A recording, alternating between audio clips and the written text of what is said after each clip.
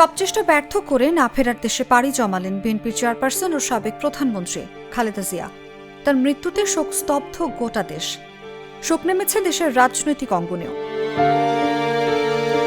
খালেদা জিয়ার মৃত্যুতে Facebook post দিয়ে শোক জানিয়েছেন অন্তর্বর্তী সরকারের প্রধান উপদেষ্টার প্রেস সচিব শফিকুল আলম। শোক জানিয়ে ফেসবুকে পোস্ট দিয়েছেন জাতীয় নাগরিক পার্টির আহ্বায়ক নাহিদ ইসলাম। তিনি লিখেছেন, স্বৈরাচার বিরোধী আন্দোলনের তার সাহসী নেতৃত্ব গণতান্ত্রিক অধিকার আদায়ে এদেশের মানুষকে পথ দেখিয়েছে। ৯০-এর গণ অভ্যুত্থান পরবর্তী সময়ে বাংলাদেশের সংসদীয় শাসন ব্যবস্থা প্রতিষ্ঠা এবং গণতান্ত্রিক পরিবেশ পুনরুদ্ধারে রেখেছেন অসামান্য ভূমিকা।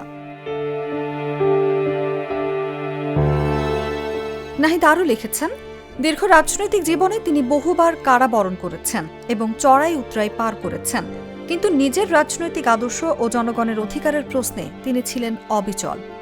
দেশ ও জাতির সার্বভৌমত্বের প্রশ্নে ছিলেন আপোষহীন। বাংলাদেশে গণতন্ত্র প্রতিষ্ঠার লড়াইয়ে বেগম খালেদা জিয়ার অবদান এবং সংগ্রামী স্মৃতি নিশ্চয়ই সংরক্ষিত থাকবে।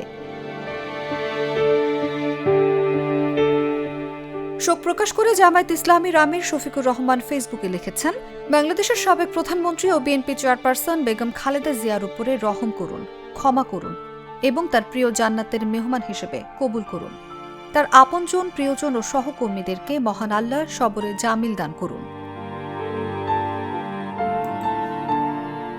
শোক প্রকাশ করেছেন গণসংহতি আন্দোলনের প্রধান সমন্বয়কারী জোনায়েদ সাকি, অন্তর্বর্তী সরকারের তথ্য উপদেষ্টার পদ থেকে পদত্যাগ করা মাহফুজ আলম সহ আরও অনেকে। নিউজ ডেস্ক, জাগো নিউজ।